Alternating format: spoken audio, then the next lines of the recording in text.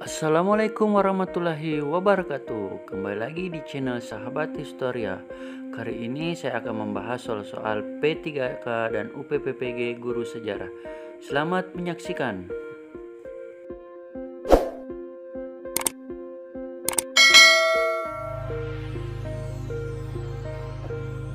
Soal nomor 1. Untuk menjawab soal pilihan seperti ini, kita harus langsung saja kepada inti permasalahan soal, ya.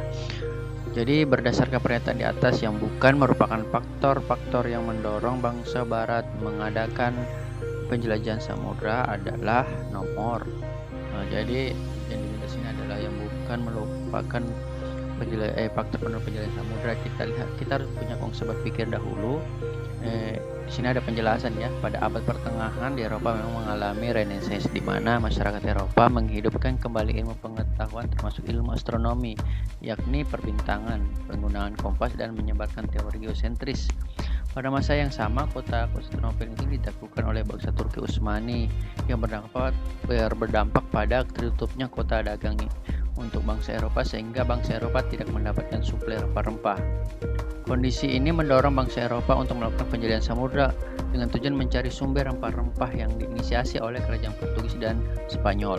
Untuk menghindari persaingan, Paus membagi dua wilayah jalur pelayaran yang termuat dalam perjanjian Tordesillas pada tahun 1492, di mana Portugis yang dipimpin oleh Bartolomé Dias ke arah timur Eropa dan Spanyol yang dipimpin oleh Christopher Columbus ke arah barat Eropa. Lalu kita akan mencari sebunyi soal adalah yang bukan merupakan faktor pendorongnya, yang bukan merupakan faktor pendorong dari penjelajahan samudra. Yang pertama adalah jatuhnya Konstantinopel pada tahun 1453 ini merupakan faktor pendorong, ya. Ini merupakan faktor pendorong yang kita berarti ini tidak masuk, ya. Ya. Penemuan kompas ini juga tidak masuk, ya, karena masuk di dalam kita cari yang bukan. Dikuasainya Meksiko ini bukan faktor pendorong, tapi ini adalah proses dari terjadinya penjelajahan samudra ini. 4 penemuan Kopernikus mendukung ini merupakan faktor pendorong juga, ya. Nomor 5, penaklukan kerajaan Inca oleh Pizarro ini merupakan dampak dari penjelajahan samudra. Bisa jadi ini adalah choice yang benar. Lalu adanya keinginan bangsa Eropa untuk berdagang dengan Amerika, ini juga merupakan tabukan juga. Yang 7 adalah adanya semangat memelihara angkatan perang. Nah, kalau kita lihat pilihannya antara A, B, C, dan D, tentu kita lebih memilih kita bisa ambil di sini adalah 5, 6, dan 7, ya teman-teman. Jadi jawabannya adalah E. Selanjutnya nomor 2, ini merupakan juga soal memilih. Kita langsung saja ke inti soalnya. Tujuan bangsa Eropa menguasai Indonesia ditujukan pada nomor. Jadi di sini ada konsep berpikir, penjelasan dari masalah yang diangkat. Renaissance di Eropa tidak hanya menghidupkan kembali ilmu pengetahuan, namun juga menghidupkan ideologi merkantilisme. Ideologi ini yang mendasari Eropa gencar menyebarkan pengaruh kekuasaan, bukan hanya memupuk kekayaan namun juga memperluas kekuasaannya. Prinsip ini dikenal dengan nama 3G, yang menjadi spirit bangsa Eropa menerapkan praktik kolonialisme dan imperialisme termasuk di Indonesia. Selain itu, Indonesia adalah pusat rempah-rempah, yang sehingga monopoli perdagangan rempah-rempah menjadi misi bangsa Eropa. Jadi kita lihat tujuan dari bangsa Eropa di sini. Yang pertama, agar dapat menguasai perdagangan rempah-rempah langsung dari sumbernya. Ini betul. Lalu ingin menjalin kerjasama dengan Indonesia, ini tentu adalah salah, ya. Menguasai wilayah strategi untuk perdagangan, ini juga betul, ya. Bisa jadi. 4, mempelajari budaya Indonesia, itu salah, ya. 5, mengeruk sebanyak mungkin kekayaan sumber alam yang ada di suatu wilayah. Ini bisa berarti gold, ya. Ini bisa berarti gold. Jadi pilihan jawaban yang benar adalah 1, 3, dengan 5. Berarti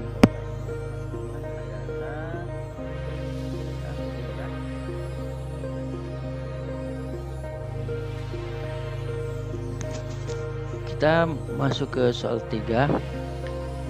Kedatangan bangsa Spanyol ke Indonesia, terutama di Maluku, adalah sebuah pelanggaran atas hak monopoli. Pelanggaran ini menyebabkan, jadi kita buat kerangka pikir dulu terkait dengan bagaimana kiprah Portugis dan Spanyol di Maluku.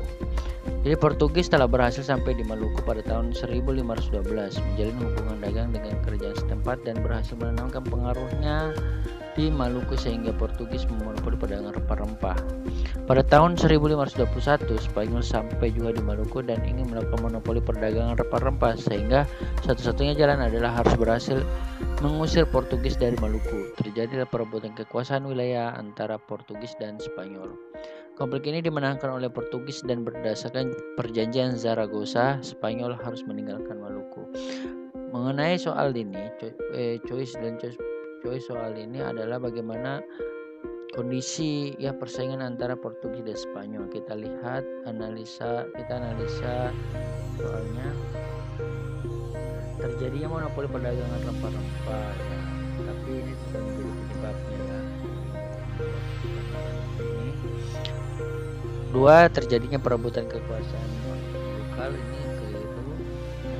Terjadinya percampuran paham dengan pemimpin kerajaan, ini kurang tepat. Terjadinya persaingan antara Portugis dan Spanyol, ini bisa saja terjadi tapi saya rasa kurang tepat juga. Terjadinya perebutan daerah kekuasaan antara Spanyol dan Portugis, ini benar ya. Inilah konflik antara Portugis dan Spanyol di Maluku. Jadi jawabannya adalah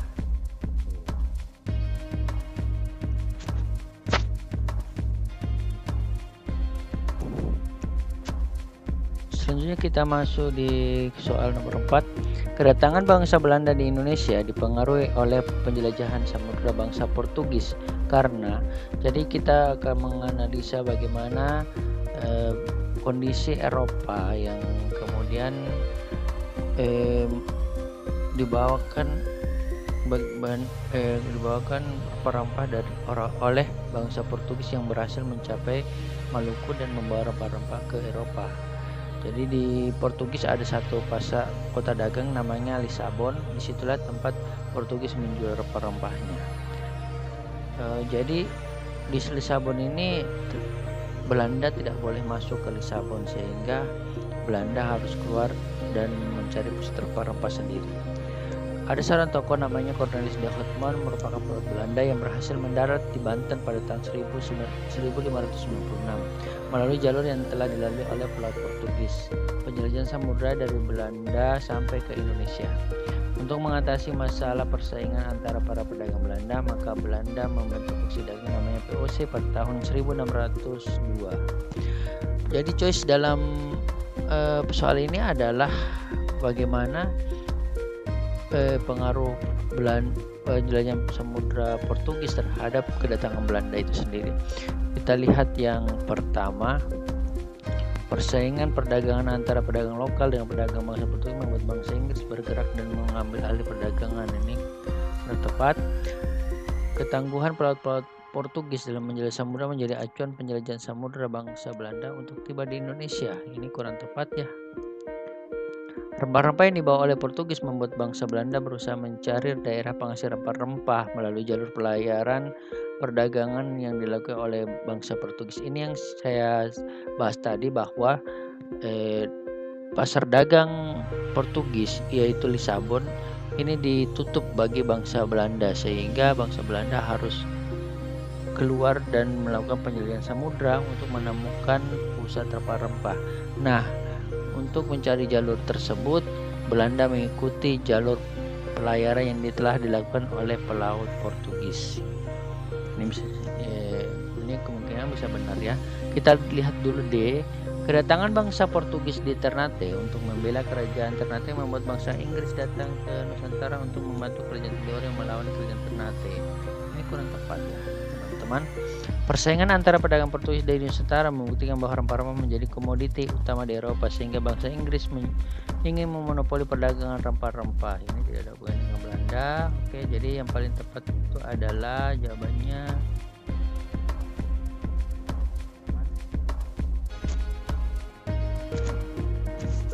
ya.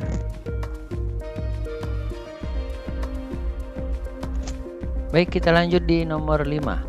Pemerintah Belanda memberikan hak istimewa VOC yang meliputi hak sebagai berikut kecuali. Jadi yang bukan merupakan hak istimewa yang diberikan VOC. Anekdot status VOC adalah negara di dalam negara karena memiliki hak otroi atau hak istimewa. Hak otroi yang dimiliki oleh VOC diberikan oleh Kerajaan Belanda meliputi hak memiliki tentara, hak mencetak mata uang, hak menyatakan perang dan membuat perjanjian. 4. Hak mengangkat pegawai. Dari materi ini kita lihat soal kembali yang kecuali adalah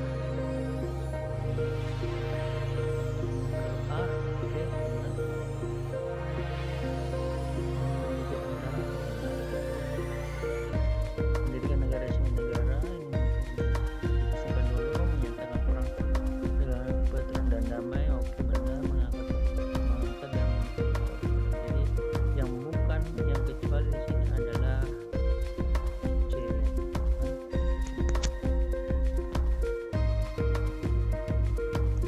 Baik, selanjutnya nomor 6. Kongsi dagang Inggris yang melakukan perdagangan hingga ke Indonesia berdiri pada abad ke-17 adalah jadi kongsi dagang Inggris, ada 2 kongsi dagang yang sangat terkenal di sini dalam praktik imperialisme dan monopoli perdagangan. Praktik imperialisme Eropa di Asia dan diinisiasi dari terbentuknya kongsi dagang yang menanamkan praktik monopoli perdagangan. Ada 2 kongsi dagang yang besar dan bersaing menanamkan pengaruhnya dengan menerapkan kebijakan imperialisme dan kolonialisme di Asia, yakni 1. East India Company atau EIC merupakan kongsi dagang Inggris yang beroperasi dari India hingga ke Indonesia.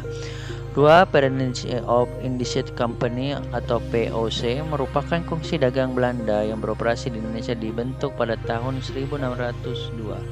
Jadi kita lihat choice pilihannya yaitu ada E. Ini jelas jawabannya adalah A ya teman-teman. Selanjutnya nomor 7. Rakyat pribumi mengartikan kultur stelsel dengan sebutan tanam paksa. Apa itu tanam paksa? Bisa kita ulas di sini. Kultur stelsel atau tanam paksa, sistem tanam paksa yang diterapkan pemerintah Hindia Belanda pada masa Gubernur Pandabos pada tahun 1830. Latar belakang dari kebijakan ini adalah kosongnya khas negara akibat biaya perang yang sangat besar dan menumpas perlawanan rakyat Jawa yang dipimpin oleh Pangeran Diponegoro dan perang Padri yang dipimpin oleh Tengku Iman Bonjol. Nah, jadi di sini kebijakan ini diterapkan kepada para pribumi untuk menanamkan tanaman ekspor yang telah dibentuk oleh pemerintah Belanda seperti tembakau, teh, kopi, tebu dan lainnya. Tanaman ini ditanam di lahan rakyat dan bagi rakyat yang tidak memiliki lahan maka diwajibkan bekerja di pabrik-pabrik Belanda secara sukarela. Kebijakan ini membawa banyak pribumi Jawa dikirim ke Suriname untuk bekerja di pabrik-pabrik Belanda di Suriname. Dari ilustrasi ini kita bisa menjawab soal nomor 7 ini. Bagaimana yang dimaksud dengan sistem tanam paksa itu sendiri? Jika kita lihat ya, choice-nya di sini yang pertama adalah dalam melaksanakan proyek tanam dilakukan dengan cara paksa dan bagi yang melanggar akan dihukum secara fisik. Ini kurang tepat ya teman-teman. Jenis tanamannya ditentukan oleh pemerintah Belanda. Mungkin saya ini benar. Kita lihat dulu C, kerusakan tanaman karena bencana alam ditanggung oleh pemerintah. Kurang tepat. Adanya beban pajak yang berat, ini kurang tepat. Kegagalan hasil panen khususnya tanaman padi, ini kurang tepat. Yang paling benar adalah berarti jawabannya adalah B ya teman-teman.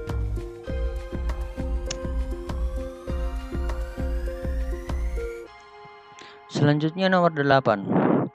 Dampak negatif pelaksanaan tanam paksa di Indonesia ditunjukkan pada nomor ya. Jadi dampak negatif dalam pelaksanaan tanam paksa.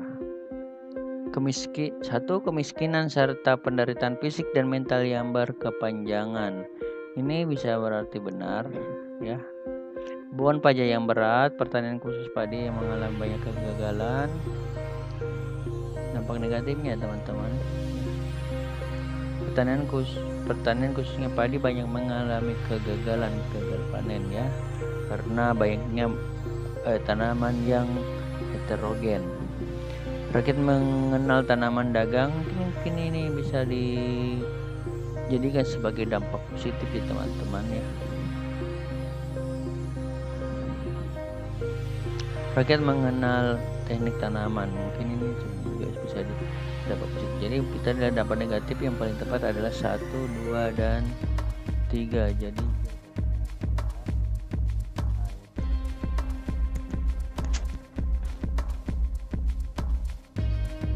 kita lanjut nomor 9.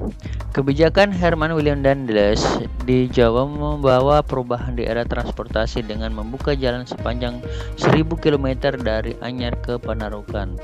Jalan ini yang kita kenal saat ini dengan jalur Pantura. Tujuan utama Daendels membangun jalur transportasi sepanjang Pulau Jawa adalah, oke, simak dulu ilustrasi pembahasan dari persoalan ini.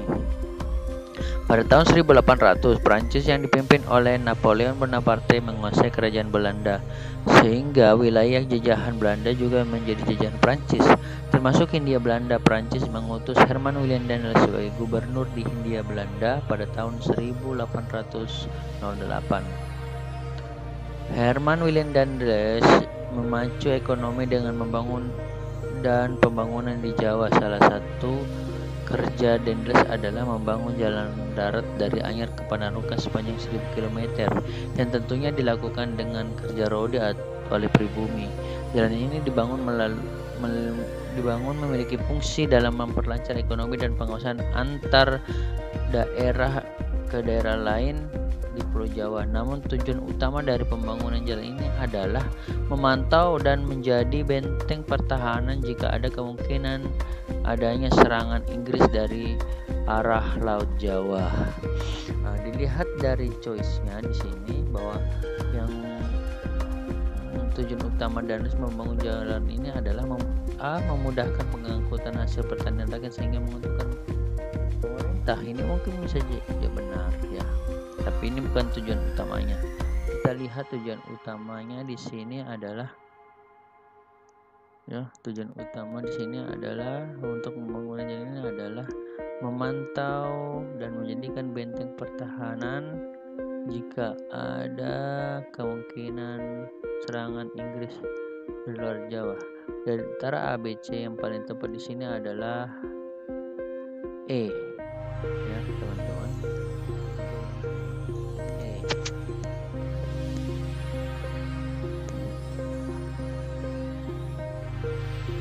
Nomor 10.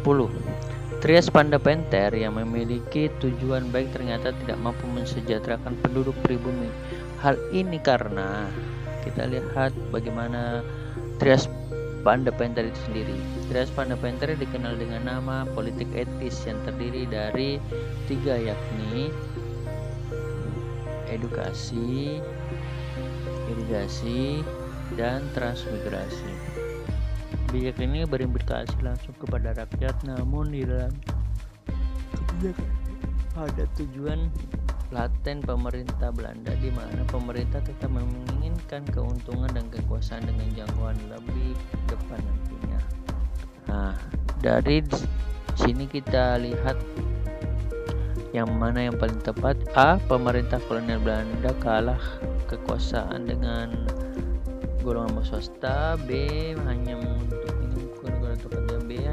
golongan swasta dan Belanda. Kurang tepat merupakan kebijakan pura-pura, bisa jadi benar. Tapi kurang tepat ini ditentang oleh rakyat, ini tidak tepat ya. Jadi yang paling tepat di sini adalah E ya. Jadi kebijakan ini dimanipulasi oleh golongan liberal Belanda yang mengatasnamakan politik balas budi. Namun pada kenyataannya 3 program ini ingin menguntungkan pemerintah Belanda sendiri, di mana jika edukasi ini para rakyat pribumi ketika sudah sekolah mereka akan dijadikan sebagai buruh ya. sebagai pekerja-pekerja di pabrik Belanda. Irigasi di sini adalah meningkatkan, salah satunya adalah berupaya meningkatkan hasil pertanian. Kita tahu bahwa ketika pertanian meningkat, maka otomatis pajak bumi dan ekonomi juga akan meningkat, dan tentunya akan menguntungkan bagi negara juga. 3 adalah transmigrasi, di mana orang pribumi Jawa dikirim ke daerah luar, ya, di luar Pulau Jawa seperti Kalimantan dan Sulawesi, dan ditempatkan di daerah-daerah konflik ini untuk mengamankan daerah-daerah yang rawan dengan konflik.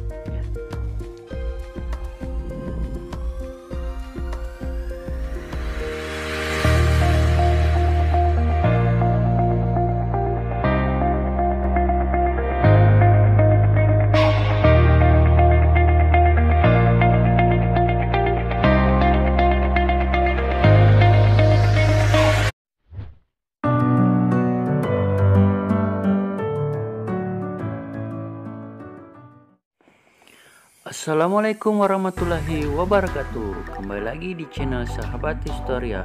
Kali ini saya akan membahas soal P3K dan UPPPG Guru Sejarah. Selamat menyaksikan.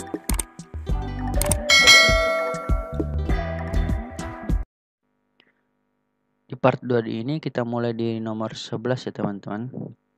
Nomor 11 berikut merupakan pernyataan tentang kekuasaan Inggris di Indonesia, kecuali. Jadi kita menanamkan dulu peta pikir kita bagaimana pemerintahan Inggris di Indonesia ya. Kekuasaan Inggris di Indonesia itu dimulai pada tahun 1811 setelah Inggris berhasil mengusir pemerintahan Prancis di kerajaan Belanda. Atas kiprah Inggris menjadi penguasa di Indonesia. Gubernur yang memerintah adalah Thomas Stafford Raffles. Salah satu kebijakannya adalah land rent atau sistem sewa tanah. Kekuasaan Inggris di Indonesia kemudian diserahkan kembali kepada Belanda melalui Perjanjian Tuntang pada tahun 1816. Dari pertanyaan dari nomor 11 ini, kita bisa ambil beberapa hal ya. Yang pertama adalah A. Untuk memasukkan keuangan negara, Raffles menerapkan kultur Sterzel. Ini adalah hal yang salah. Kenapa? Karena kultur Sterzel itu kebijakan dari Pandebos pada masa Belanda, ya teman-teman. Jadi untuk soal yang ini pasti adalah hal yang salah ya. Nah, kita ambil kata kecuali. Yang kedua, pada tahun 1816 Inggris menyerahkan kembali kekuasaannya kepada Belanda. Ini benar ya teman-teman, sesuai dengan kata kunci di sini. Ya, benar. Yang ketiga, kekuasaan Inggris di Indonesia dipercaya kepada Thomas Stafford Raffles. Betul ya teman-teman, ini ada di sini kata kuncinya. Ya. Yang D, salah satu kebijakan populer yang diterapkan oleh Raffles adalah sistem sewa tanah. Ini juga benar ya teman-teman. Ya. Inggris berkuasa di Indonesia setelah menerima penyerahan kekuasaan dari Belanda pada tahun 1811. Ini juga pernyataan yang benar ya. Nah, berarti jawaban untuk nomor 11 ini adalah A.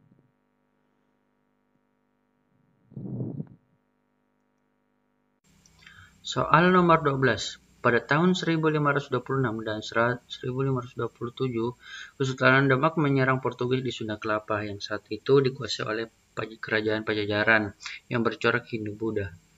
Faktor sosial budaya yang ikut melatar belakangi serangan Kesultanan Demak ke Sunda Kelapa adalah A. Adanya kekhawatiran ekspansi Portugis ke wilayah kekuasaan Demak. B. Kebijakan monopoli perdagangan oleh Portugis di tanah Jawa. C. Adanya rencana Portugis membangun benteng di Sunda Kelapa. D. Adanya hubungan kerjasama Portugis dan Pajajaran. E. Adanya kekhawatiran penyebaran agama Kristen oleh Portugis melalui Selat Sunda. Jadi untuk melihat materi ini kita punya peta pikir dulu. Sunda Kelapa atau Jakarta saat ini merupakan salah satu pelabuhan yang sangat potensial. Setelah Portugis menguasai Malaka pada tahun 1511, Portugis ingin menguasai Sunda Kelapa. Di Malaka, Portugis sempat mendapatkan serangan dari kerajaan Demak. Ini kemudian menjadi ancaman bagi Portugis untuk menguasai Sunda Kelapa. Untuk itu, Portugis menjalin hubungan kerjasama dengan Pajajaran. Serangan yang dilakukan oleh kerajaan Demak ini kemudian dilancarkan walaupun Portugis dibantu oleh kerajaan Pajajaran, apalagi pada saat itu misi menyebarkan ajaran agama Islam melekat pada kerajaan Demak. Kerajaan Demak mengutus Fathahillah dan berhasil menaklukkan Portugis dan Pajajaran dan menguasai Sunda Kelapa yang kemudian namanya diganti menjadi Jayakarta. Kerajaan Pajajaran kemudian mengalami kemunduran dan digantikan dengan berdirinya Kerajaan Banten yang bercorak Islam. Dari pernyataan tersebut, kita bisa menganalisa mengenai soal nomor 12, yang mana yang berkaitan dengan hal ini adalah ini merupakan betul tapi kurang tepat ya, berkaitan dengan penyerang Kesultanan Demak ke Sunda Kelapa. Kebijakan monopoli perdagangan Portugis ini mungkin terlalu jauh ya, karena Portugis baru datang ke Sunda Kelapa. C. Adanya rencana Portugis membangun benteng Sunda Kelapa, ini masih kurang tepat ya. D. Adanya hubungan kerjasama antara Portugis dan Kerajaan Pajajaran. Perlu diketahui bahwa hubungan atau konflik yang memang sudah terjadi antara Demak dengan Pajajaran ya. Hal ini berkaitan dengan perluasan wilayah. Lihat dulu choice yang E. Adanya kekhawatiran penyebaran agama Kristen oleh Portugis melalui Selat Sunda. Ini saya rasa kurang tepat ya. Jadi yang paling benar di sini adalah jawabannya adalah D ya, teman-teman. Selanjutnya nomor 13. Strategi divide et impera merupakan strategi politik VOC dalam memecah belah kekuasaan kerajaan-kerajaan di Nusantara. Salah satu dampak dari taktik ini adalah pecahnya kekuasaan Mataram hingga Mataram bisa diintervensi oleh VOC dalam Perjanjian Salatiga pada tahun 1757, di mana kekuasaan Mataram dipecah, yakni A. Kesultanan Yogyakarta dan Kesultanan Surakarta, B. Kesultanan Yogyakarta dan Pakualaman, C. Kesultanan Surakarta dan Mangkunegara, D. Kesultanan Yogyakarta, Kesultanan Surakarta dan Mangkunegara, E. Kesultanan Yogyakarta, Kesultanan Surakarta, Mangkunegara dan Pakualaman. Perlu diketahui bahwa Mataram ini salah satu kerajaan terbesar di Jawa ya, setelah kemunduran Demak dan Banten. Mataram menjadi puncak kejayaan dan ini menjadi konflik dengan VOC. Pada masa Sultan Agung Haryo Adikusumo beberapa kali melakukan penyerangan VOC di Batavia. Nah, pasca perlawanan rakyat yang dikobarkan oleh Sultan Agung ini, Mataram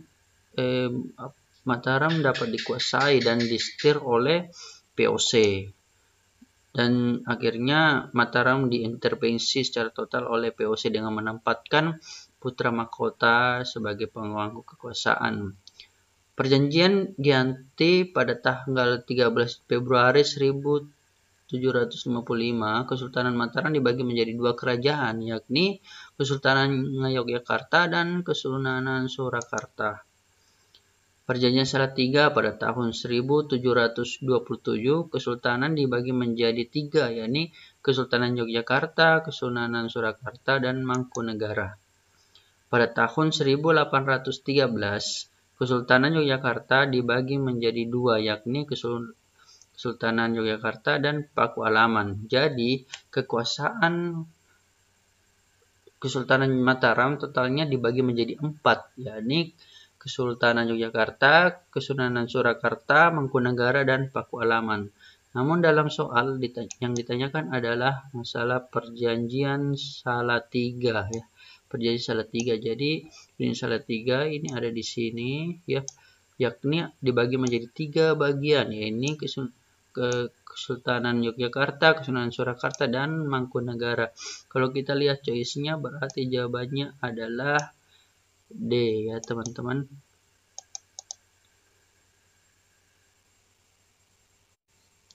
Soal nomor 14. Mana pernyataan di bawah ini yang kurang tepat? A. Sejak tahun 1570 sampai 1575 terjadi perang antara Kerajaan Tidore yang dipimpin oleh Sultan Baabullah melawan Portugis. Sultan Baabullah bersumpah tidak akan menghentikan perang sebelum semua orang Portugis terusir dari kerajaannya. Sultan Ba'abullah mengepung benteng Portugis. D. Akhirnya orang-orang Portugis menyerah. E. Sultan Ba'abullah memberikan kesempatan selama 24 jam bagi orang Portugis untuk meninggalkan kerajaan Ternate. Untuk menjawab ini kita harus punya peta pikir dulu terkait dengan perlawanan rakyat Sultan Ba'abullah. Jadi Sultan Ba'abullah adalah putra dari Sultan Hairun dari kerajaan Ternate, meski memimpin perlawanan rakyat untuk mengusir Portugis dari Maluku. Jadi di sini ada kata kunci ya, ada kata kunci dari kerajaan Ternate. Jadi yang ditanyakan adalah kurang tepat, sementara bagian A saya tadi adalah Ba'abullah di sini sebagai memimpin perlawanan rakyat di kerajaan Tidore. Berarti otomatis ini menjadi choice yang kurang tepat ya, teman-teman. Jadi jawabannya adalah A.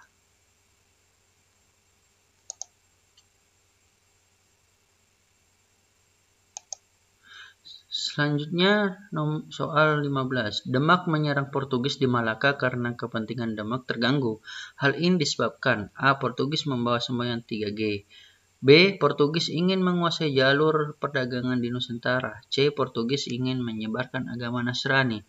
D. Portugis memonopoli perdagangan. E. Portugis musuh Turki Utsmani sementara Demak bersahabat dengan kesultanan itu. Jadi penyerangan kerajaan Demak kepada Portugis yang telah menguasai Malaka pada tahun 1511 dipimpin oleh Patih Unus. Kekuasaan Portugis membawa arah buruk bagi perdagangan di Nusantara. Perdagangan di Selat Malaka dimonopoli oleh Portugis yang sangat merugikan ekonomi perdagangan di wilayah Nusantara termasuk kerajaan Demak.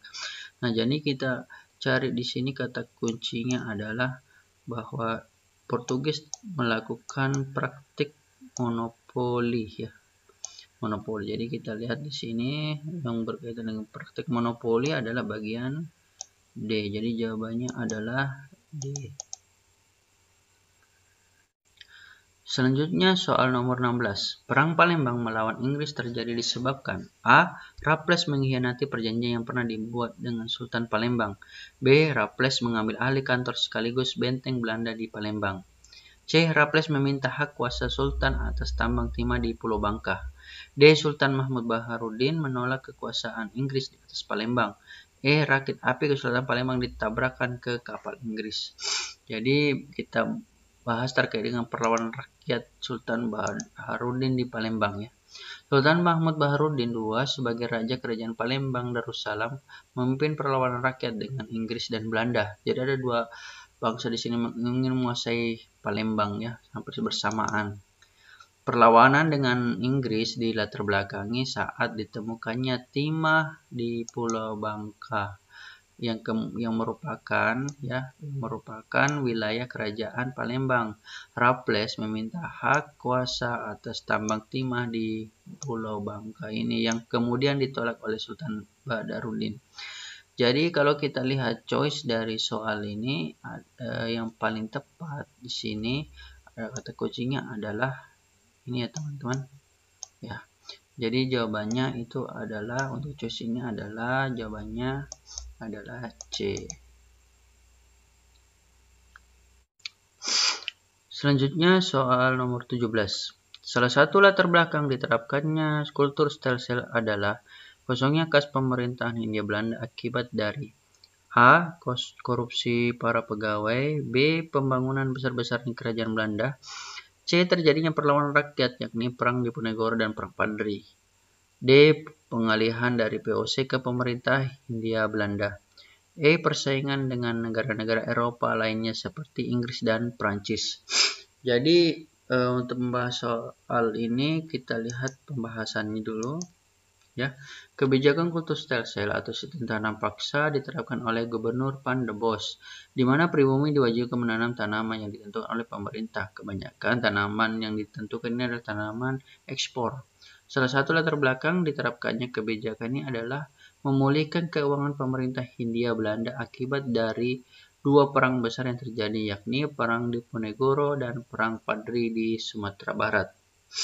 Dari choice atau pilihan yang pada soal 17 ini kita bisa melihat benang merahnya ya. kita bisa lihat benang merahnya, ya ini terjadinya perang Diponegoro dan perang Padre. Nah, sudah pasti itu jawabannya adalah kita mengarah kepada C ya, kepada C teman-teman. Jawabannya ini adalah C.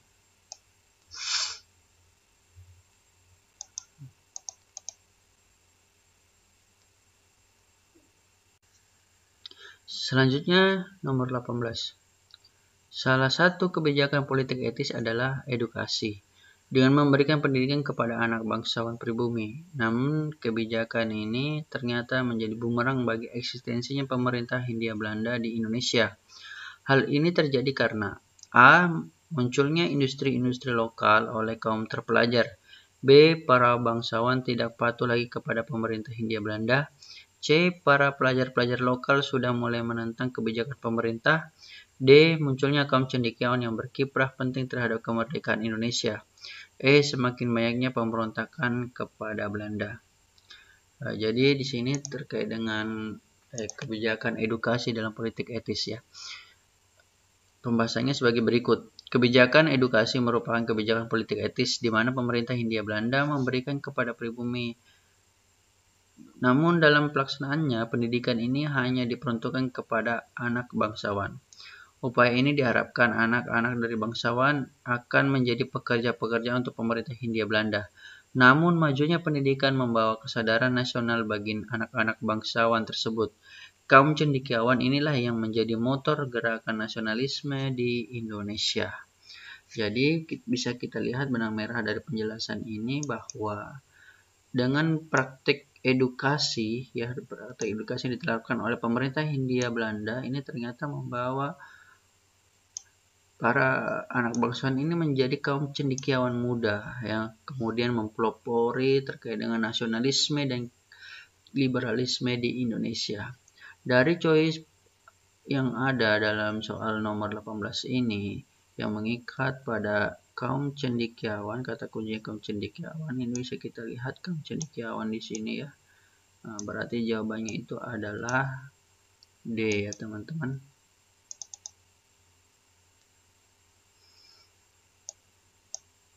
Selanjutnya soal nomor 19. Faktor dari luar Indonesia yang ikut melatar belakangi lahirnya pergerakan nasional adalah A. Pembentukan Pan-Nederland yang berakibat timbulnya perasaan senasib dan sepenanggungan.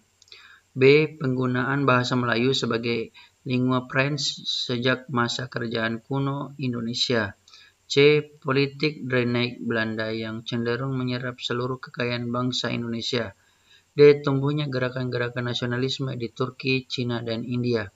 E. Kemenangan sekutu dalam Perang Dunia Pertama. Penjelasan dari materi kali ini adalah faktor eksternal nasionalisme di Indonesia, yakni kemenangan Jepang atas Rusia pada Perang Air Hangat pada tahun 1905. Jadi terjadi perebutan wilayah air hangat yang berada di Korea antara Rusia dengan Jepang. Dan kita tahu Rusia adalah salah satu angkatan perang Eropa yang sangat disegani dan mempunyai alutsista militer yang canggih. Dan tentara Rusia ini berhasil dikalahkan di Rusia ya, di Rusia, dan Jepang di sini menjadi pemenangnya. Untuk pertama kalinya orang Asia memenangkan perang terhadap raksasa militer Eropa seperti Rusia. Kemenangan Jepang ini memotivasi kepada orang-orang Asia, untuk bangsa Asia, bahwa bangsa Asia juga bisa mandiri dan bisa merdeka dan lepas dari cengkeraman kolonialisme bangsa Eropa. Lalu faktor eksternal yang kedua adalah tumbuhnya nasionalisme di India, Turki, dan Cina. Ini menjadi kata kunci ya teman-teman terkait dengan faktor dari luar atau eksternal terkait dengan nasionalisme di Indonesia. Jadi jawabannya itu sudah pasti adalah D ya teman-teman.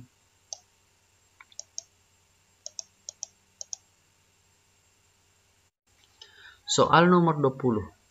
Jika dibandingkan kerajaan Spanyol dan Portugis, Belanda lebih akhir datang ke Indonesia. Kondisi ini langsung menyebabkan kedatangan bangsa Belanda datang ke Indonesia berkaitan dengan Spanyol dan Portugis adalah A. Penandatanganan kesepakatan Tordesillas yang membagi pelayaran samudra menjadi dua. B. Penandatanganan kesepakatan Saragossa yang menjadi landasan perjanjian antara Spanyol dan Portugis.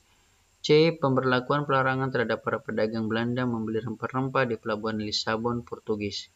D. Pemberlakuan terhadap para pedagang Belanda membeli rempah-rempah di pelabuhan Cartagena, Spanyol.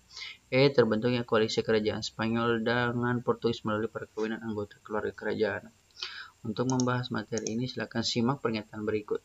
Pernyataan A, B, maupun E adalah penyebab tidak langsung, sedangkan pernyataan D tidak pernah ada. Jadi memang pemberlakuan pelarangan terhadap para pedagang Belanda membeli rempah-rempah di pelabuhan Lisabon, Portugal menyebabkan berlangsungnya para pedagang Belanda untuk langsung melakukan penjelajahan samudra. Kondisi inilah yang menyebabkan Belanda mengambil langkah melakukan penjelajahan samudra dan menemukan pusat rempah-rempah secara langsung. Jalur yang dilalui adalah jalur pelayaran Portugis, sehingga akhirnya pelaut Belanda bernama Cornelis de Houtman mendarat di Belanda pada tahun 1596. Jadi kalau kita lihat benang merahnya, pernyataan yang benar di sini adalah pelarangan Belanda membeli rempah-rempah di pelabuhan Lisabon. Ini sudah pasti jawabannya. Yang paling tepat itu adalah bagian C ya, bagi teman-teman. Namun bisa kita lihat berkaitan dengan pembahasan. Ya, pembahasannya teman-teman. Bagian A ini berkaitan dengan perjanjian Tordesillas. Tentu kalau kita berbicara perjanjian Tordesillas itu adalah sebuah perjanjian Spanyol dengan Portugis saat memulai penjelajahan samudra. Ya, penjelajahan samudra di mana Portugis berlayar ke arah timur dan Spanyol berlayar ke arah barat Eropa. Lalu perjanjian Saragossa itu sendiri adalah sebuah perjanjian ketika terjadi konflik antara Spanyol dan Portugis di Maluku. Ya.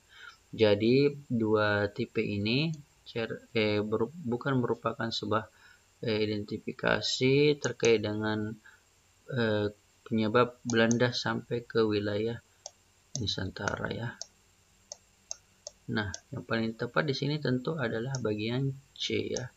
Dengan kondisi ya, kita lihat kata kunci ya, pelabuhan Lisabon di sini ya, C.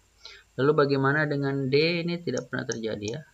Ada kasus yang salah dan E juga kasus salah. Jadi jawabannya tetap itu adalah C.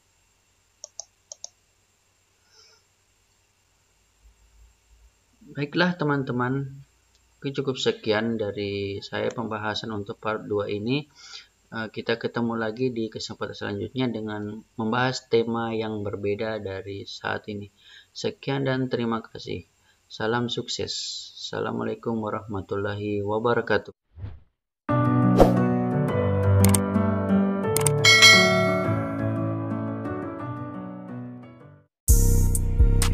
Assalamualaikum warahmatullahi wabarakatuh. Kembali lagi di channel Sahabat Historia. Kali ini saya akan membahas soal-soal P3K dan UPPPG Guru Sejarah. Selamat menyaksikan.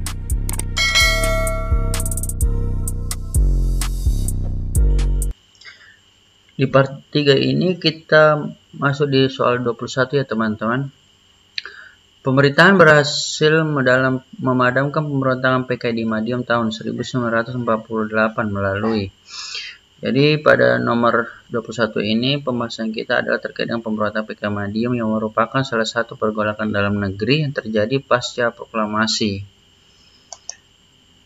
Jadi kita bahas dulu pemberontakan PKI di Madiun pada tahun 1948 dilatar belakangi jatuhnya kabinet Amir Syarifuddin ya. Sehingga Amir Syarifuddin bersama dengan musuh melakukan penggerakan separatis dengan menguasai Madiun dan memproklamirkan berdirinya Republik Soviet Indonesia.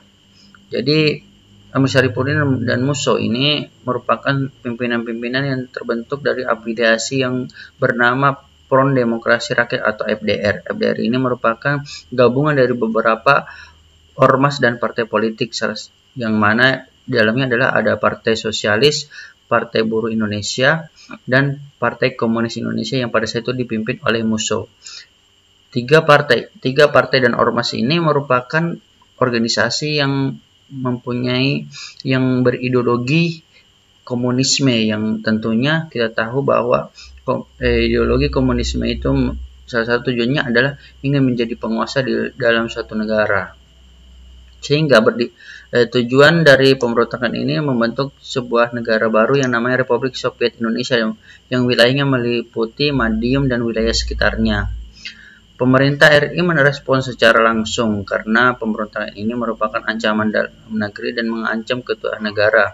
Pemerintah menerapkan namanya GOM, Gerakan Operasi Militer, di mana Jenderal Sudirman memerintahkan divisi Siliwangi yang dipimpin oleh Kolonel Gatot Subroto dan Kolonel Sungkono untuk menyerang gerakan PKI di Madiun. Penyerangan divisi Siliwangi ini berhasil melumpuhkan pemberontakan PKI di Madiun dan menangkap Amir Syarifuddin. Sementara musuh yang melarikan diri kemudian beberapa waktu kemudian tertangkap dan akhirnya tertembak di operasi militer yang di Ponorogo. Jadi terkait dengan choice pilihan jawaban yang benar adalah A, berkaitan dengan pengerahan pasukan ROPD yang menyerang basis pertahanan PKI di Solo. Ini di Solo berarti ini salah. Penyerangan markas PKI dan penangkapan tokoh-tokohnya di Surakarta ini juga salah. Ini karena ini menyebutkan Surakarta. Politik blokade Madiun sehingga PKI di Madiun kekurangan bahan makanan. Di beberapa referensi memang benar bahwa salah satu strategi divisi Siliwangi yakni memblokade kota Madiun sehingga pasokan makanan terhenti dan ini berhasil melumpuhkan pemberontakan PKI yang ada di kota Madiun. Kita lanjut dulu di D, pengiriman pasukan Siliwangi untuk menumpas PKI di Madiun. Ini merupakan pernyataan yang benar ya. Pemecatan seluruh anggota tentara yang terlibat dalam pemberontakan PKI Madiun ini salah. Jadi jawaban yang paling tepat itu adalah D ya teman-teman. Soal 22. Proklamasi 17 Agustus 1945 merupakan embrio berdirinya negara Indonesia yang telah memenuhi syarat sebagai tata negara, yaitu A. Memiliki lembaga negara, B. Memiliki presiden dan wakil presiden, C. Adanya rakyat atau penduduk, D. Adanya pengakuan negara lain, dan E. Adanya wilayah. Materi persyaratan sebagai sebuah negara kita bahas sebagai berikut. Kemerdekaan Indonesia pada tanggal 17 Agustus memang bersifat de facto, di mana pada tanggal ini Indonesia menyatakan proklamasi kemerdekaan. Praktik persyaratan berdirinya negara, perjalanan historis Indonesia sebagai berikut.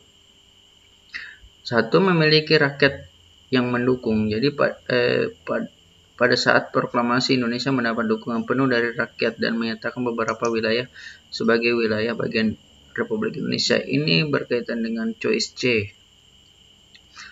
Selanjutnya adalah yang kedua, adanya pemerintahan. Pemerintahan terbentuk pada tanggal 18 Agustus 1945 dalam rapat PPKI pertama dibentuk dengan terpilihnya presiden dan wakil presiden yaitu Soekarno dan Muhammad Hatta dengan sistem aklamasi atas usulan Otto Iskandar Dinata. Ini berkaitan dengan poin B. Selanjutnya adalah adanya wilayah. Wilayah ini pada tanggal 19 Agustus 1945 dalam rapat PPKI kedua, wilayah Indonesia terdiri dari 8 provinsi dan juga dalam rapat ini dibentuk sebuah departemen pemerintahan. Ini berkaitan dengan A dan B, E. Selanjutnya yang keempat adalah pengakuan kedaulatan. Indonesia dalam bentuk Republik Indonesia Serikat mendapatkan kedaulatan secara de jure dari Kerajaan Belanda pada tanggal 27 Desember 1949. Ini berdasarkan Konvensi Meja Bundar yang dilakukan pada bulan Oktober 1949. Terus ini berkaitan dengan bagian D. Jadi teman-teman dalam menjawab soal ini yang perlu kita lihat adalah bagaimana embrio sebagai sebuah syarat negara yang pertama kali dimiliki oleh bangsa kita. Ya ini ada terkait bagian C, karena bagian A ini lembaga terbentuk pada tanggal 19 Agustus, ini terbentuk pada 18 Agustus, ini pengakuan ini lebih lama ya, bulan Desember tahun 1949.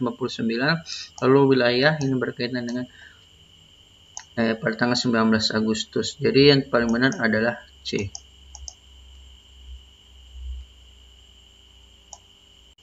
Selanjutnya soal 23. Tuntutan pemuda dan mahasiswa melalui gerakan reformasi tahun 1998 adalah. Pada materi ini kita bahas terkait dengan agenda reformasi. Demonstrasi besar-besaran menuntut terjadinya reformasi, khususnya di bidang pemerintahan. Misi tuntutan rakyat ini dikenal dengan nama agenda reformasi. Ini ada 6 tuntutan atau agenda reformasi. Yang pertama, turunkan dan adili Soeharto dan kroni-kroninya. Yang kedua, amandemen Undang-Undang Dasar 1945. 3. Hapus dui fungsi ABRI. 4. Otonomi daerah seluas-luasnya. Yang kelima, supremasi hukum. Dan keenam, pemerintahan yang bersih dari korupsi, kolusi, nepotisme. Kita lihat choice-nya.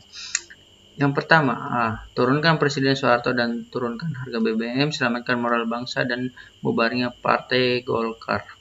Dalam choice ini ada hal yang kurang tepat, yakni di mana pembubaran Partai Golkar. Ya, kita lihat pembubaran Partai Golkar ini tidak terlaksana, berarti bukanlah agenda reformasi. B. Pemisahan Tentara Nasional Indonesia dan Kepolisian, ini berkaitan dengan dui fungsi ABRI ya. Ini berkaitan dengan fungsi ABRI. Fungsi ABRI turunkan Presiden Soeharto, ini berkaitan di sini, lalu turunkan harga kebutuhan pokok. Oke.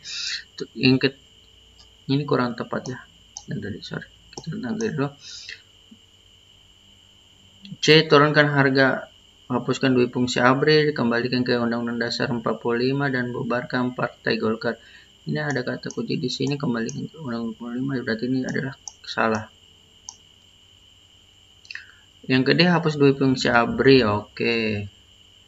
Turunkan Presiden Soeharto dan bubarkan partai politik semasa Orde Baru. Partai politik ini berubah, pernyataan yang salah. Turunkan Presiden Soeharto, turunkan harga, hapus dui fungsi ABRI, lalu bubarkan Partai Golkar. Ini juga pernyataan yang salah, berarti jawabannya yang paling benar adalah B.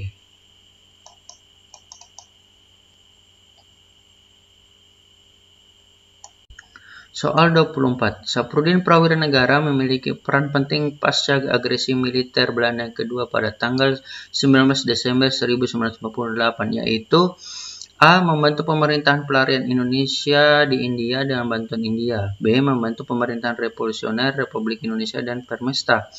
C. Pembentukan pemerintahan darurat Republik Indonesia di Bukit Tinggi, Sumatera Barat. D. Pembentukan pemerintahan pelarian yang berdaulat di Bukit Tinggi, Sumatera Barat. E. Menggantikan Soekarno sebagai pejabat presiden yang memiliki otoritas penuh. Pada materi ini terkait dengan PDRI, Pemerintahan Darurat Republik Indonesia ya. Belanda melancarkan agresi militer yang kedua pada tanggal 19 Desember 1948 dengan menyerang ibu kota Yogyakarta. Situasi Jogja semakin genting dan berhasil menguasai istana negara di kota Jogja. Dalam kegentingan ini, Soekarno memberikan perintah kepada Saprudin Prawira Negara yang merupakan salah satu menteri negara yang pada saat itu berada di Bukit Tinggi untuk mendirikan pemerintahan darurat untuk membentuk pemerintahan negara Republik Indonesia. Soekarno dan Muhammad Hatta kemudian tertangkap oleh pasukan Belanda di Istana Negara Jogja. Di Bukit Tinggi, Saprudin Prawira Negara mendirikan PDRI ya, sebagai pelaksana pemerintahan negara Indonesia dengan Saprudin sebagai presiden dan membentuk struktur pemerintahan PDRI. Jadi PDRI di sini adalah berfungsi sebagai menjaga eksistensi jalannya pemerintahan Indonesia di mata dunia internasional, sehingga walaupun Soekarno dan Muhammad Hatta tertangkap, namun pemerintahan Republik Indonesia terus berjalan. Dan pada saat itu Soekarno bukan lagi sebagai presiden, Muhammad Hatta bukan lagi wakil presiden, namun pemimpin pemerintahan, yaitu presiden, dipegang oleh Saprudin Prawira Negara. Dalam choice soal nomor 24, ini bagian A, membentuk pemerintahan pelarian, ini salah. Membentuk pemerintahan revolusioner Republik Indonesia dan Permesta, ini juga salah. Membentuk pemerintahan darurat Republik Indonesia di Bukit Tinggi, Sumatera Barat, ini juga benar ya. Ini benar ya. D. Membentuk pemerintahan pelarian berdaulat di Bukit Tinggi, ini salah. Lalu E. Menggantikan Soekarno sebagai pejabat presiden dan memiliki otoritas penuh. Ini agak kurang tepat ya. Jadi jawabannya adalah C. Soal 25. Pada tanggal 20 September 1953, Daud Berrio memproklamasikan Negara Islam Indonesia atas nama masyarakat Aceh, menyatakan Aceh dan daerah-daerahnya sekitarnya menjadi bagian dari wilayah NII Pemimpinan Kartosuwiryo Jawa Barat. Setelah 9 tahun pemberontakan ini akhirnya berhasil ditumpas melalui A. Pemberian kembali status daerah istimewa bagi Aceh yang setingkat dengan provinsi oleh pemerintah. B. Dengan melakukan operasi militer dan penerangan melalui musyawarah kerukunan masyarakat Aceh. C. Pendekatan kekeluargaan dengan memberikan kebebasan pada masyarakat Aceh untuk menentukan nasibnya sendiri. D. Operasi militer dengan mengerahkan pasukan pemerintah secara besar-besaran, operasi gabungan yang berlibatkan rakyat dengan fokus ke sasaran penangkapan Daud Berrio. Pemberontakan DITI di Aceh dipimpin oleh Daud Berrio. Hal ini dilatar belakangi dengan kekecewaan tokoh-tokoh Aceh atas inisiatif pemerintah pusat untuk meleburkan Aceh menjadi Provinsi Sumatera Utara dengan ibu kota Medan. Pemberontakan ini begitu lama berjalan karena didukung oleh mayoritas tokoh dan masyarakat Aceh. Pemberontakan ini diselesaikan dengan cara damai dengan mengembalikan status otonom Aceh sebagai provinsi dan yang disebut sebagai daerah istimewa. Ya, daerah istimewa dengan diperbolehkan menerapkan syariat Islam. Jadi di sini dalam pernyataan di sini berarti yang berkaitan dengan operasi militer itu adalah salah ya. Lalu bagaimana dengan A dengan C? Ini bagian C, pendekatan kekeluargaan dan menentukan nasib sendiri juga salah. Jadi paling tepat jawabannya benar adalah bagian A.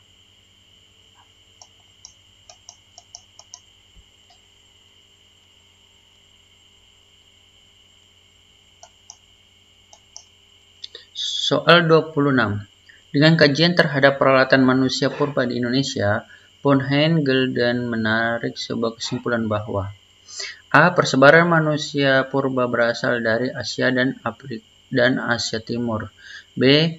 Asal-usul nenek moyang bangsa Indonesia berasal dari Asia Tengah. C.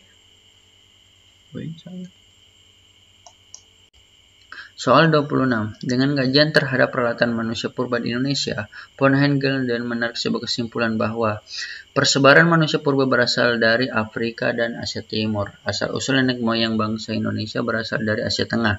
Persebaran nenek moyang bangsa Indonesia bermigrasi dari Afrika. Terjadi arus migrasi manusia di Indonesia berasal dari Yunan, Cina Selatan. B. Asal-usul nenek moyang bangsa Indonesia berasal dari Austranesia. Berikut penjelasannya. Von-Haen-Gulden berargumen jika asal-usul nenek moyang bangsa Indonesia berasal dari Asia Tengah. Diterangkan olehnya bahwa semenjak tahun 2000 sebelum Masehi sampai tahun 500 sebelum Masehi, yakni zaman Neolitikum sampai zaman Perunggu, telah terjadi migrasi penduduk purba dari wilayah Yunan ke daerah-daerah Asia bagian selatan termasuk Kepulauan Indonesia. Pendapat ini dilatar belakangi oleh penemuan banyak peralatan manusia purba masa lampau yang berupa batu beliung dan berbentuk persegi dan seluruh wilayah Indonesia meliputi Sumatera, Jawa, Kalimantan, dan Sulawesi. Peralatan yang sama ini ditemukan juga di wilayah Myanmar, Vietnam, Malaysia, Kamboja, terutama di sekitar wilayah Yunan. Jadi menjadi kata kunci di sini adalah berkaitan peralatan hidup manusia. Peralatan hidup manusia di sini yang paling menjurus dari penjelasannya adalah berkaitan dengan ini ya, penemuan wilayah peralatan yang sama di wilayah Kamboja, terutama di wilayah selatan dan Yunan. Kalau bagian A ini jelas salah. Lalu bagian B ini sudah ada kemungkinan kurang tepat ya, karena kita fokus pada terhadap peralatan manusia yang ditemukan. Persebaran nenek moyang bangsa yang bermigrasi dari Afrika itu salah ya. Ini bisa jadi ini adalah pernyataan yang benar. Asal-usul nenek moyang bangsa Indonesia berasal dari Austranesia. Ini salah. Jadi jawabannya adalah D.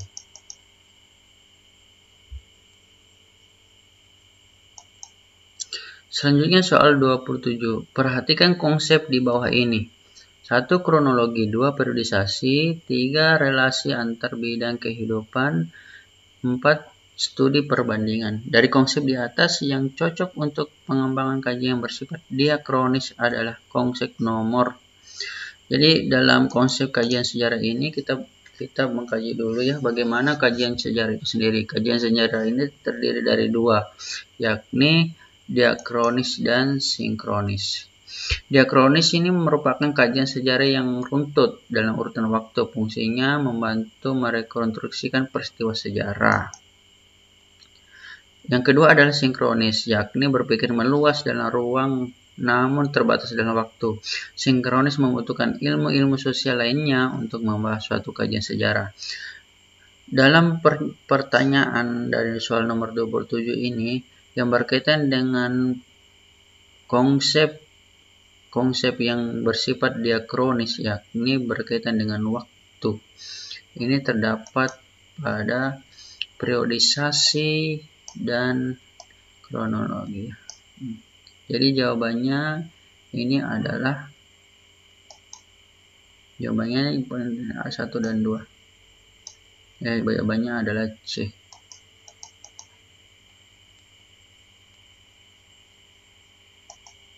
Selanjutnya soal 28.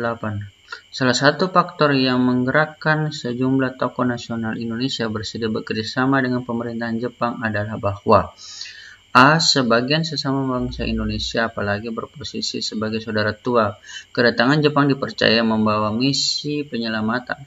B. Sejak awal kedatangannya, Jepang telah membicarakan tentang kemerdekaan Indonesia. C. Misi utama kedatangan Jepang tidak lain adalah dalam rangka membebaskan bangsa Asia dari imperialisme Eropa.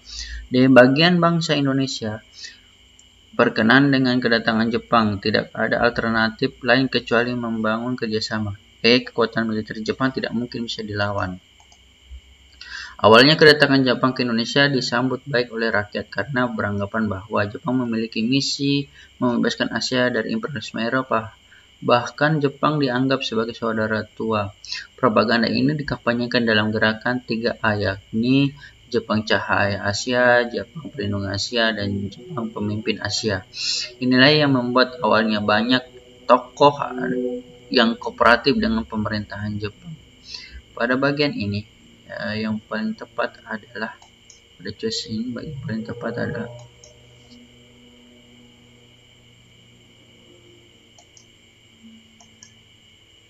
sebagian sesama bangsa Indonesia, apalagi ini mungkin ada benarnya ya. Jadi ini adalah jawaban yang tepat. Sejak awal kedatangan Jepang telah membicarakan tentang kemerdekaan Indonesia. Jadi kemerdekaan Indonesia dibahas oleh Jepang ketika Jepang banyak mengalami kekalahan di Perang Asia Pasifik. Pada tahun 1943, Jepang merencanakan akan memberikan kemerdekaan kepada Indonesia jika Indonesia mau membantu Jepang dalam usaha dalam memenangkan Perang Asia Pasifik. Ini dibuktikan pada tanggal 1 Maret 1945 terbentuk badan bernama Dokuritsu Jumbei Kosakai atau BPUPKI sebagai badan usaha menyelidiki dan mempersiapkan perlengkapan ketika Indonesia diberikan kemerdekaan oleh Jepang. C. Misi utama kedatangan Jepang tidak lain dalam rangka membebaskan bangsa Asia dari imperialisme Eropa. Ini cenderung keliru karena bangsa Jepang datang ke Indonesia adalah menyebarkan sebagai wilayah kekuasaan dan mendominasi wilayah-wilayah Asia Tenggara dan dijadikan sebagai kekuatan perang dalam melawan pasukan sekutu. D. Bagi bangsa Indonesia berkenan dengan kedatangan Jepang tidak ada alternatif lain kecuali membangun kerjasama. Ini pendapat yang salah. Kekuatan militer Jepang tidak mungkin bisa dilawan. Ini juga kurang tepat ya. Jadi paling tepat jawabannya itu adalah A.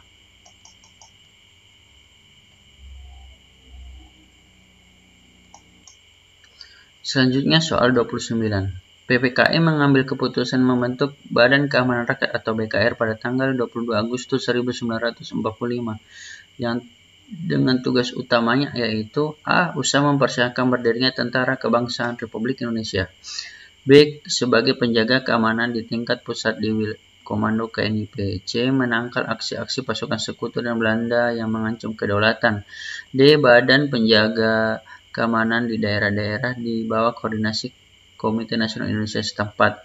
E. Badan setingkat tentara untuk menjaga keamanan Republik yang baru berdiri. Penjelasannya sebagai berikut. BKR dibentuk pada tanggal 22 Agustus 1945 dalam sidang PPKI dengan tugas menjaga keamanan dan menjamin ketentraman umum. Badan ini merupakan badan pertama yang dibentuk pasca proklamasi. Pemerintahan tidak membentuk tentara saat itu dengan alasan untuk menghindari bentrokan dengan tentara Jepang, sehingga untuk masalah keamanan maka anggota PPKI memutuskan membentuk badan yang bergerak di bidang keamanan yang dikenal dengan nama Badan Keamanan Rakyat atau BKR. Namun ancaman keamanan semakin tinggi akibat kedatangan sekutu di Indonesia, maka BKR kemudian berafiliasi dan dibentuklah Tentara Keamanan Rakyat atau TKR pada tanggal 5 Oktober 1945. Jadi dalam choice soal 29 ini adalah tugas utama dari BKR adalah tepat ini ya, badan setingkat tentara untuk menjaga keamanan Republik Indonesia yang baru berdiri. Jadi jawabannya adalah Soal 30. Tujuan diadakannya Konferensi Asia Afrika tahun 1955 jika dikaitkan dengan situasi dunia dengan adanya organisasi Pakta Warsawa dan NATO adalah A. Kenangan kejayaan masa lampau dari berbagai negara wilayah Asia. B. Memperbesar peranan bangsa Asia dan Afrika dalam mengusahakan perdamaian dunia. C. Memberantas diskriminasi ras dan kolonialisme di dunia. D. Memajukan kerjasama bangsa-bangsa Asia dalam bidang sosial, ekonomi, perdagangan, dan kebudayaan. Pasca Perang Dunia II, muncul dua kekuatan besar, yakni Amerika Serikat dan Rusia. Rusia dan negara tetangganya berafiliasi menjadi USSR atau Uni Soviet. Persaingan antara Amerika Serikat, yakni Blok Barat, dan Uni Soviet, Blok Timur, dalam pertahanan militer terbentuk NATO dan Pakta Warsawa. Dua organisasi militer ini tentu menjadi pion dalam usaha konfrontasi dan perluasan pengaruh Asia masing-masing blok di dunia internasional. Ancaman inilah yang mendasari terbentuk sebuah perkumpulan komunitas negara-negara Asia dan Afrika. Konferensi Asia Afrika dibentuk sebagai kekhawatiran akan terjadi konflik internasional sehingga negara-negara Asia dan Afrika menjalin hubungan sebagai sesama negara bekas jajahan bangsa Barat. Diinisiasi oleh 5 tokoh pemimpin negara, yakni Ali Sastramidjojo dari Indonesia, Jawaharlal Nehru dari India, Sir John Kotelawala dari Sri Lanka, Muhammad Ali dari Pakistan, dan UNO dari Burma. Dalam penjelasan ini dalam choice pada soal nomor 30, yakni berkaitan dengan, kita harus lihat kata kuncinya di sini adalah Pakta Warsawa dan NATO. Jadi kita lihat bahwa Pakta Warsawa itu adalah merupakan organisasi militer, ya. Jadi kita lihat choice A, kenangan kejayaan masa lampau, ini salah ya. Bukan ini, memperbesar peran bangsa Indonesia dalam mengusahakan perdamaian dunia. Nah, ini bisa jadi benar. Kita lihat choice C, pemberantasan diskriminasi ras, ini salah. Memajukan kerjasama bangsa di Asia dalam bidang sosial, ekonomi, perdagangan, dan kebudayaan. Ini memang benar, tapi berkaitan dengan tujuan ekonomi, ya, bukan tujuan dalam bidang militer. Jadi yang paling tepat adalah bagian B.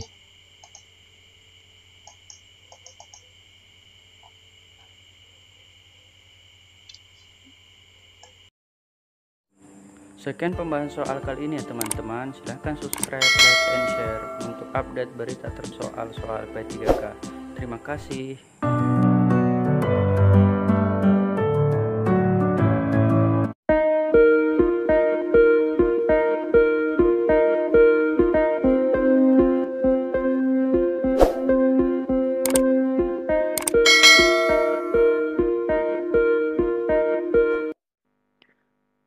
part 2 ini kita mulai di nomor 11 ya teman-teman.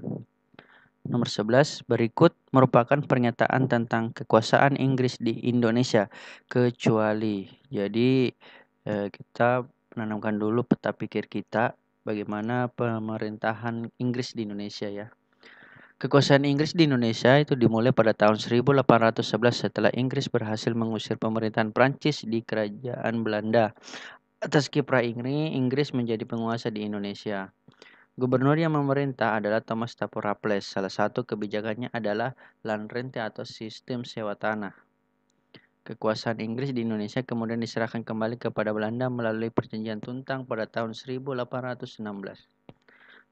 Dari pertanyaan dari nomor 11 ini kita bisa ambil beberapa hal ya. Yang pertama adalah A. Untuk memasukkan keuangan negara, Raffles menerapkan kultur stelsel. Ini adalah hal yang salah. Kenapa? Karena kultur stelsel itu kebijakan dari Pandebos pada masa Belanda. Ya, teman-teman. Jadi untuk soal yang ini pasti adalah hal yang salah ya. Nah, kita ambil kata kecuali. Yang kedua, pada tahun 1816 Inggris menyerahkan kembali kekuasaannya kepada Belanda. Ini benar ya teman-teman, sesuai dengan kata kunci di sini. Ya, benar. Yang ketiga, kekuasaan Inggris di Indonesia dipercaya kepada Thomas Stafford Raffles. Betul ya teman-teman, ini ada di sini kata kuncinya. Ya. Yang D. Salah satu kebijakan populer yang diterapkan oleh Raffles adalah sistem sewa tanah. Ini juga benar ya teman-teman. Ya. Inggris berkuasa di Indonesia setelah menerima penyerahan kekuasaan dari Belanda pada tahun 1811. Ini juga pernyataan yang benar ya. Nah, berarti jawaban untuk nomor 11 ini adalah A.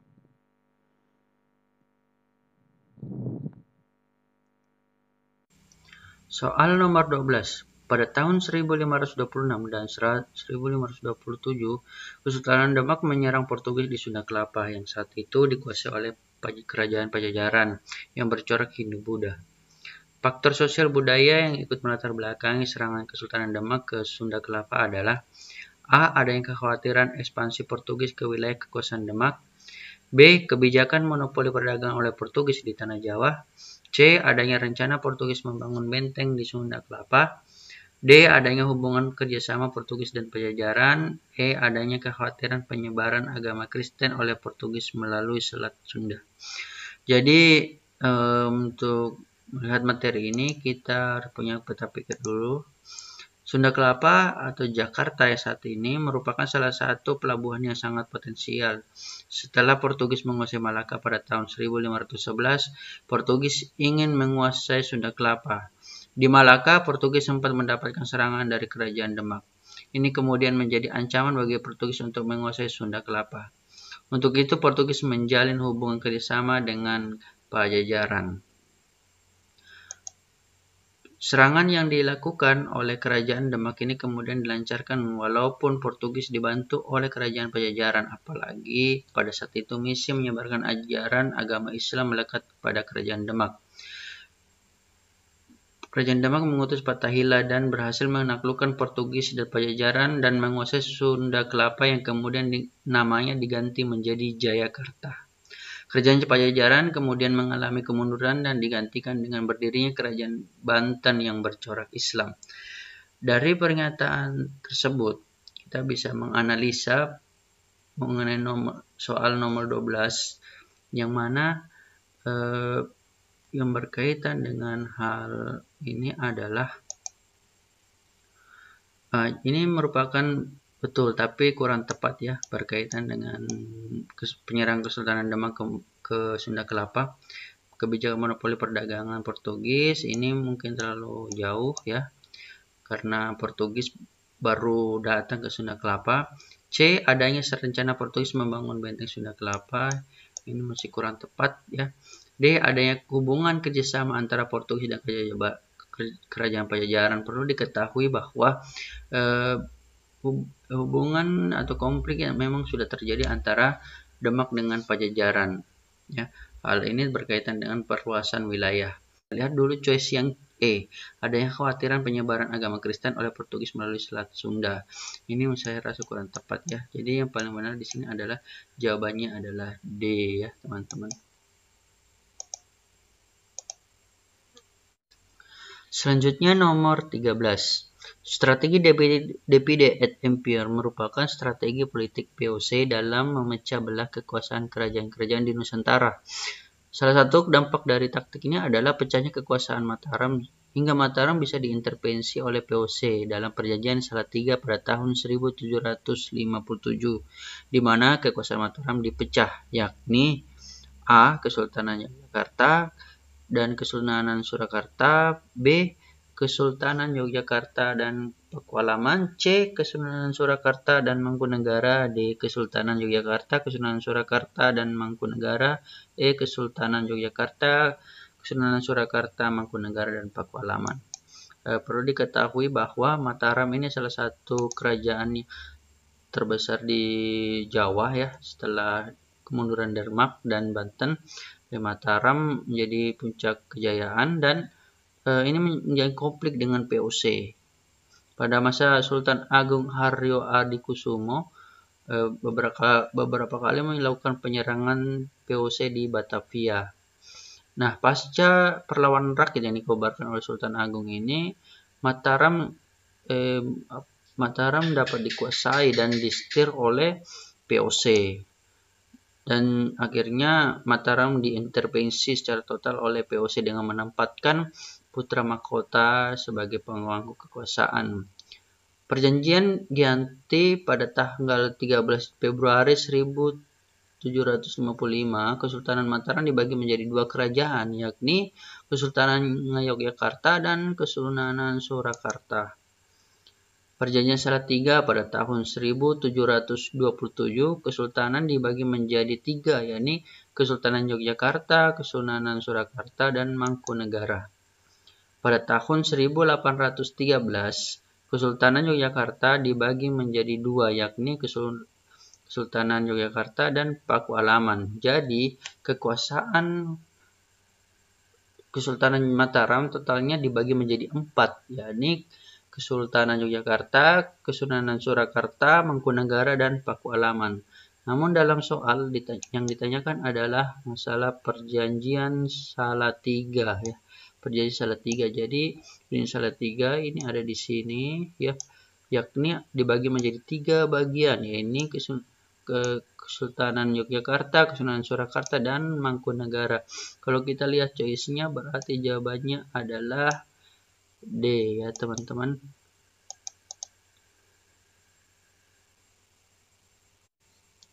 Soal nomor 14. Mana pernyataan di bawah ini yang kurang tepat? A. Sejak tahun 1570 sampai 1575 terjadi perang antara Kerajaan Tidore yang dipimpin oleh Sultan Baabullah melawan Portugis. Sultan Baabullah bersumpah tidak akan menghentikan perang sebelum semua orang Portugis terusir dari kerajaannya. Sultan Baabullah mengepung benteng Portugis. D. Akhirnya orang-orang Portugis menyerah. E. Sultan Baabullah memberikan kesempatan selama 24 jam bagi orang Portugis untuk meninggalkan kerajaan Ternate. Untuk menjawab ini kita harus punya peta pikir dulu terkait dengan perlawanan rakyat Sultan Baabullah. Jadi Sultan Baabullah adalah putra dari Sultan Hairun dari kerajaan Ternate, meski memimpin perlawanan rakyat untuk mengusir Portugis dari Maluku. Jadi di sini ada kata kunci ya, ada kata kunci dari kerajaan Ternate. Nah, jadi yang ditanyakan adalah kurang tepat, sementara bagian A saya tadi adalah Baabullah di sini sebagai memimpin perlawanan rakyat di kerajaan Tidore. Berarti otomatis ini menjadi choice yang kurang tepat ya, teman-teman. Jadi jawabannya adalah A.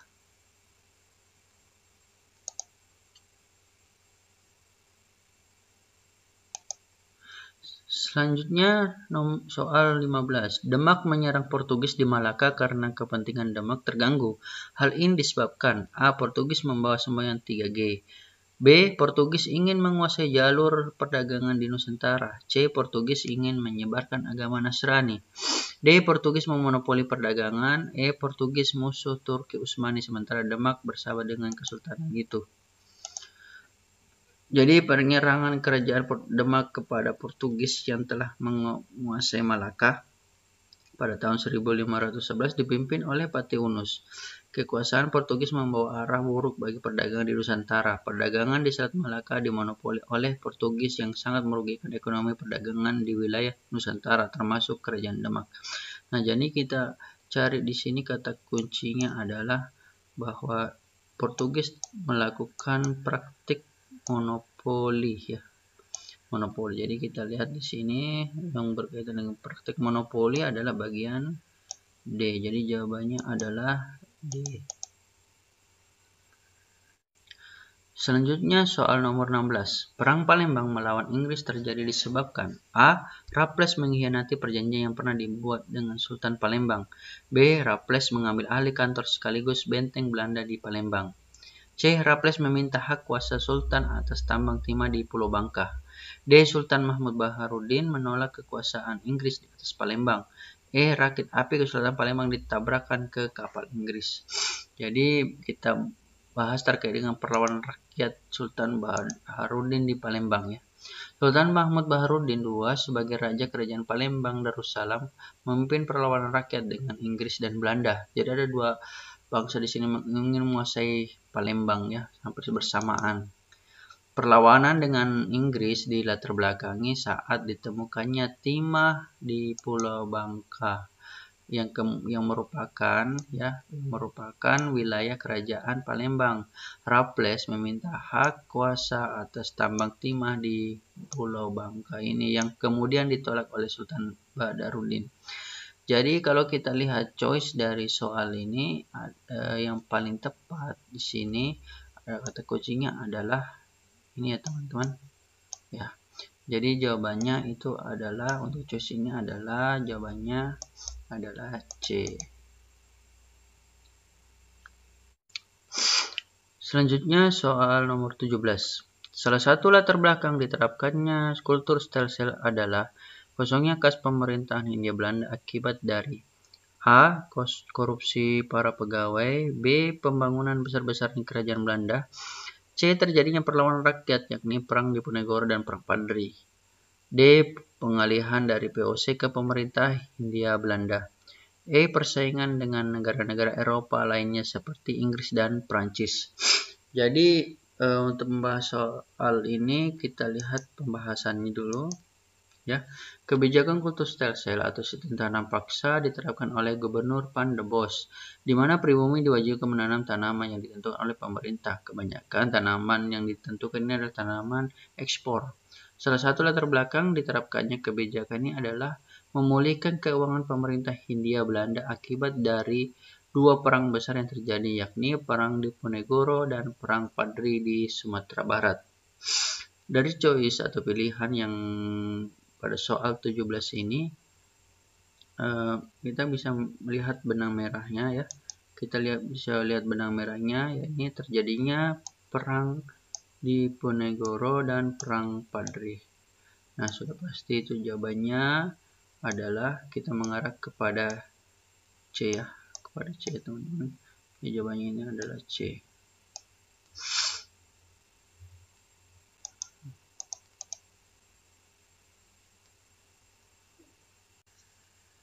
Selanjutnya nomor 18. Salah satu kebijakan politik etis adalah edukasi dengan memberikan pendidikan kepada anak bangsawan pribumi. Namun kebijakan ini ternyata menjadi bumerang bagi eksistensinya pemerintah Hindia Belanda di Indonesia. Hal ini terjadi karena A. Munculnya industri-industri lokal oleh kaum terpelajar. B. Para bangsawan tidak patuh lagi kepada pemerintah Hindia Belanda. C. Para pelajar-pelajar lokal sudah mulai menentang kebijakan pemerintah. D. Munculnya kaum cendekiawan yang berkiprah penting terhadap kemerdekaan Indonesia. E. Semakin banyaknya pemberontakan kepada Belanda. Jadi di sini terkait dengan kebijakan edukasi dalam politik etis ya. Pembahasannya sebagai berikut. Kebijakan edukasi merupakan kebijakan politik etis di mana pemerintah Hindia Belanda memberikan kepada pribumi. Namun dalam pelaksanaannya, pendidikan ini hanya diperuntukkan kepada anak bangsawan. Upaya ini diharapkan anak-anak dari bangsawan akan menjadi pekerja-pekerja untuk pemerintah Hindia Belanda. Namun majunya pendidikan membawa kesadaran nasional bagi anak-anak bangsawan tersebut. Kaum cendekiawan inilah yang menjadi motor gerakan nasionalisme di Indonesia. Jadi bisa kita lihat benang merah dari penjelasan ini bahwa dengan praktik edukasi yang diterapkan oleh pemerintah Hindia Belanda ini ternyata membawa para anak bangsawan ini menjadi kaum cendekiawan muda yang kemudian mempelopori terkait dengan nasionalisme dan liberalisme di Indonesia. Dari choice yang ada dalam soal nomor 18 ini yang mengikat pada kaum cendekiawan, kata kunci kaum cendekiawan ini bisa kita lihat kaum cendekiawan di sini ya.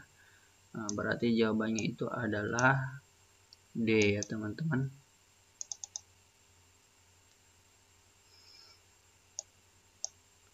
Selanjutnya soal nomor 19. Faktor dari luar Indonesia yang ikut melatar belakangi lahirnya pergerakan nasional adalah A. Pembentukan Nederland yang berakibat timbulnya perasaan senasib dan sepenanggungan. B. Penggunaan bahasa Melayu sebagai lingua franca sejak masa kerajaan kuno Indonesia. C. Politik drainage Belanda yang cenderung menyerap seluruh kekayaan bangsa Indonesia. D. Tumbuhnya gerakan-gerakan nasionalisme di Turki, Cina, dan India. E. Kemenangan sekutu dalam Perang Dunia Pertama. Penjelasan dari materi kali ini adalah faktor eksternal nasionalisme di Indonesia, yakni kemenangan Jepang atas Rusia pada Perang Air Hangat pada tahun 1905. Jadi terjadi perebutan wilayah air hangat yang berada di Korea antara Rusia dengan Jepang. Dan kita tahu Rusia adalah salah satu angkatan perang Eropa yang sangat disegani dan mempunyai alutsista militer yang canggih. Dan tentara Rusia ini berhasil dikalahkan di Rusia ya, di Rusia, dan Jepang di sini menjadi pemenangnya. Untuk pertama kalinya orang Asia memenangkan perang terhadap raksasa militer Eropa seperti Rusia. Kemenangan Jepang ini memotivasi kepada orang-orang Asia, untuk bangsa Asia, bahwa bangsa Asia juga bisa mandiri dan bisa merdeka dan lepas dari cengkeraman kolonialisme bangsa Eropa. Lalu faktor eksternal yang kedua adalah tumbuhnya nasionalisme di India, Turki, dan Cina. Ini menjadi kata kunci ya teman-teman terkait dengan faktor dari luar atau eksternal terkait dengan nasionalisme di Indonesia. Jadi jawabannya itu sudah pasti adalah D ya teman-teman.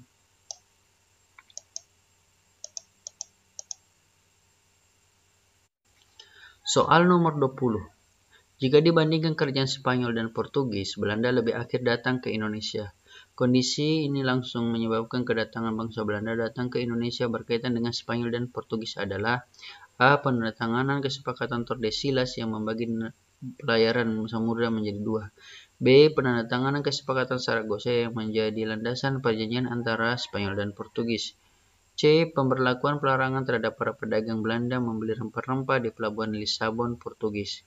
D. Pemberlakuan terhadap para pedagang Belanda membeli rempah-rempah di pelabuhan Cartagena, Spanyol.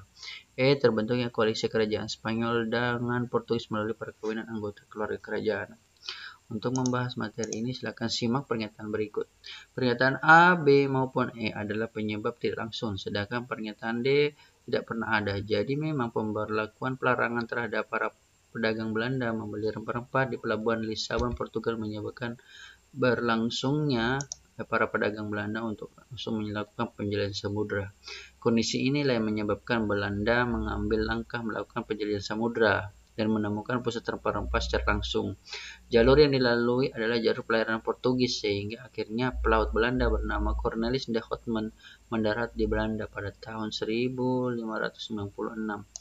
Jadi kalau kita lihat benang merahnya, pernyataan yang benar di sini adalah pelarangan Belanda membeli rempah-rempah di pelabuhan Lisabon.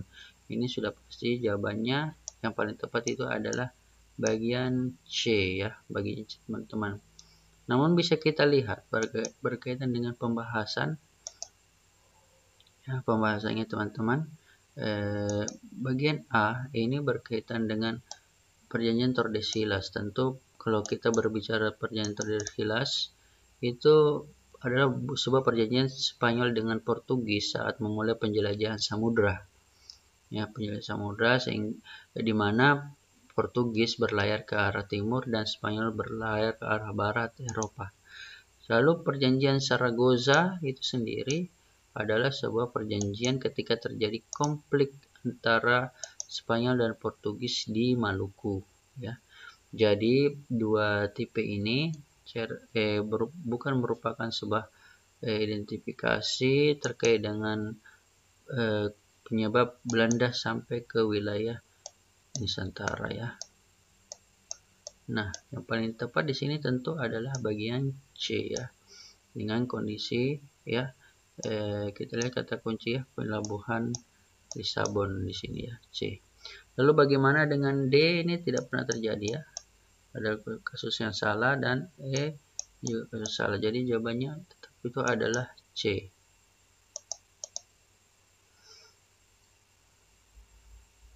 Baiklah teman-teman, cukup sekian dari saya pembahasan untuk part 2 ini. Kita ketemu lagi di kesempatan selanjutnya dengan membahas tema yang berbeda dari saat ini. Sekian dan terima kasih. Salam sukses. Assalamualaikum warahmatullahi wabarakatuh.